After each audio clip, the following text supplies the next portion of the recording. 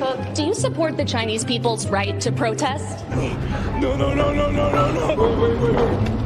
Wait. Do you have any reaction to the factory workers that were beaten and detained for protesting COVID lockdowns? If you'd like to make a call, please hang up and try again. Do you regret restricting airdrop access that protesters used to evade surveillance from the Chinese government? No! God, please, no! No!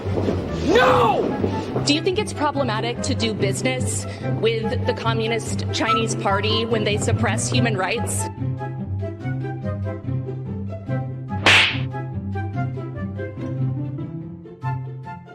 What's going on, everyone? Jeremy here from The Quartering, and it's been an absolutely brutal week for Tim Apple, or Tim Cook, the CEO of Apple, as he's chosen to pick fights on many fronts. After initially picking a fight seemingly with Elon Musk and Twitter by removing $25 million a quarter in advertising until further notice, he then was called to Capitol Hill to answer for some very interesting decisions, including one from a timing perspective that looks awfully suspicious, turning off a very important feature of the Apple iPhone just 2 weeks before the freedom gatherings in China began. And while attending Capitol Hill, there was a pretty interesting engineering or a journalist who apparently is still doing their job, cornered him, and it didn't go very well. I want to start with how this started. Apple helps the Chinese communists suppress protests. While journalists are trying to pressure Apple into dumping Twitter from the App Store, Apple already is betting the needed Chinese Communist Party at the expense of protesters in China.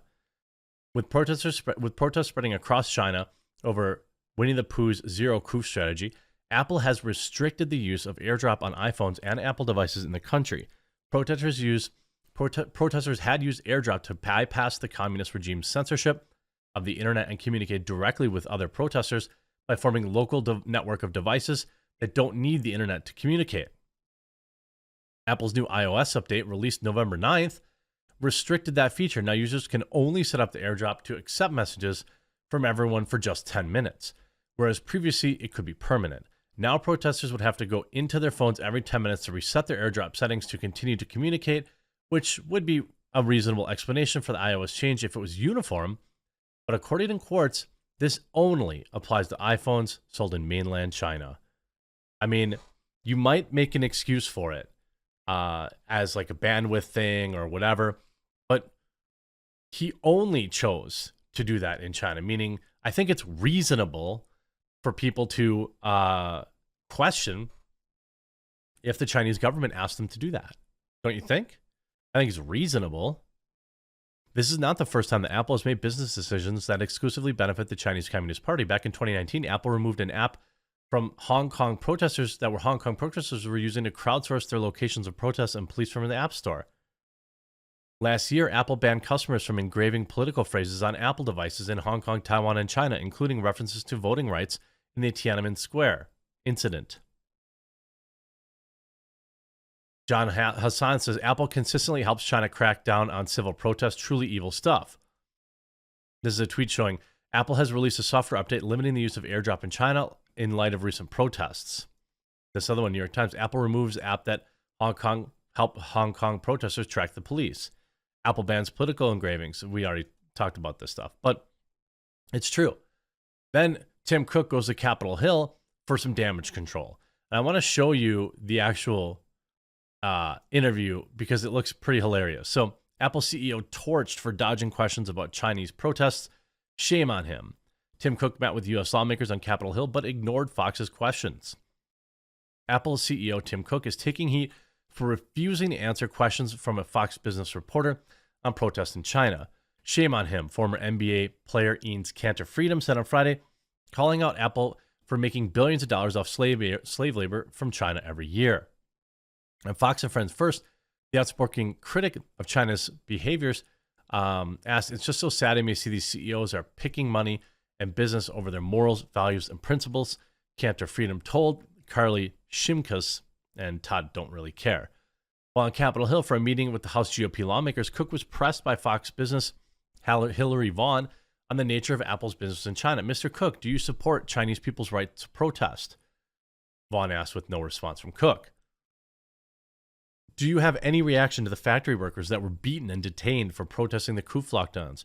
Do you regret restricting airdrop access that protesters used to evade surveillance from Chinese government? Do you think it's problematic to do business with the Communist Party of China when they suppress human rights? She followed up. Cook did not respond. Cook was pressed on the company's App Store rules, as well as changes in the airdrop feature for Chinese devices, which Fox and Friends host Brian Kilmeade argued could eliminate the footprint for communication. You can't do business in China without doing the bidding of the Chinese Communist Party, Fox and Friends host Pete Hegseth said Friday. So he's willing to tinker with the idea of taking conservative apps off in our country. But when it comes to the dictators in China, they say jump, he says how high. Representative Jim Jordan of Ohio joined Hannity on Thursday to recap the meeting. I felt it was a productive conversation. I'm still very nervous about the impact and influence China has in so many areas of our economy and our culture. With Republicans sealing control of the House, key leaders have vowed to further investigate China's creeping influence in America, among other probes, including, of course, the president's son's computer. I mean, it's an interesting timing, right? Piper Sandler cuts estimates now for Apple's December quarter as China worries mount. Analysts at Piper Sandler on Thursday cut their revenue and iPhone sales estimates for Apple's December quarter as Beijing's strict lockdown crimp production at the world's biggest iPhone factory in Zhengzhou, China. The brokerage now expects $119 billion in revenue for the current quarter against an earlier projection of $127.3, with iPhone sales of about $74 million against $83 million previously expected. More than 50% of assembled iPhones come from Foxconn's Zhengzhou plant. Majority of the disruptions took place in the month of December, where utilization of the plant may have fallen to 50% or lower. China's manufacturing and services activities shrank further in November in 7-month lows, official data showed, stung by the country's zero-COVID policy and rising infections that analysts say will hurt the economy well into 2023. Well, maybe we shouldn't be so dependent on China. I mean, hashtag just saying. Hashtag just perhaps saying not, saying without saying it. Mayhaps. Of course, Elon then also followed up saying he had met with Apple CEO Tim Cook and resolved the misunderstanding after several tweets going after the company. Now, what we don't know is if Apple is actually going to restore any of the advertising that they had done, because it doesn't look like they will. At least not currently. I thought it was pretty interesting watching him, here, Jackie Henrik, Tim Cook on the Hill. Silent, silent, silent.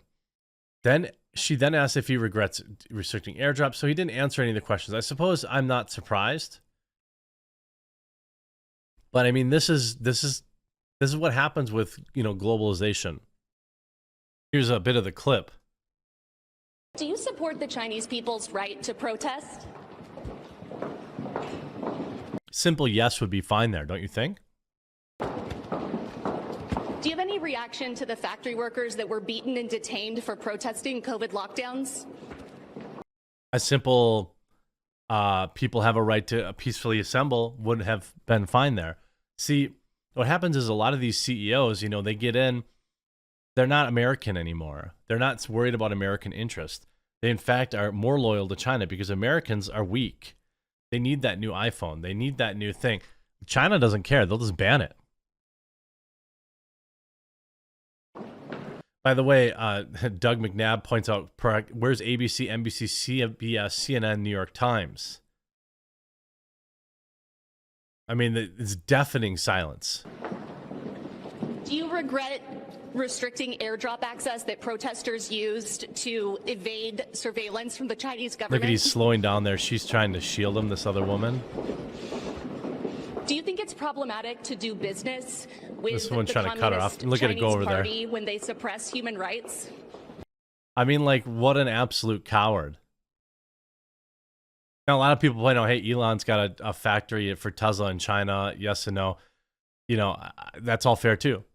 Apparently, he wants to charge 30% for the comment. It should be a very simple yes or no. And Twitter, conservatives are definitely pouncing on this. Apple CEO Tim Cook runs in panic from Fox reporter asking about colluding with the CCP to silence freedom protesters. That's about how I would describe it.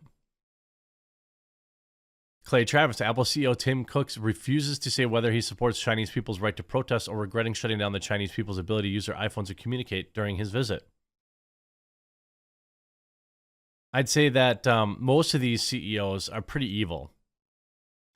It's pretty sad when, the problem is these companies were fine making a ton of money, but then they get to be publicly traded and they need to make all of the money, which means they have to sell themselves out to China.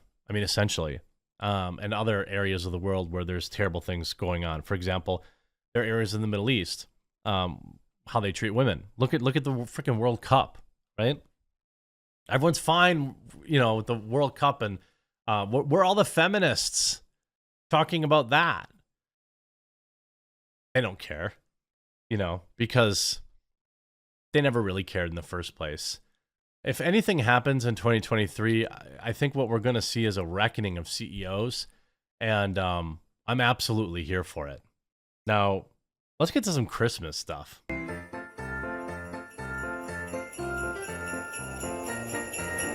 Ho, ho, ho! Merry Christmas!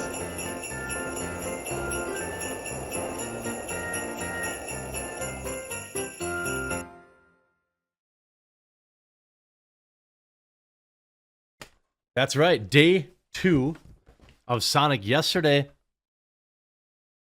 We had Knuckles. I suspect we're going to get robbed of any Sonic-related figures up until Christmas, but we'll see. I could be wrong. Oh,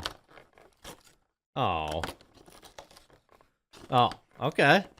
This is the Sonic block.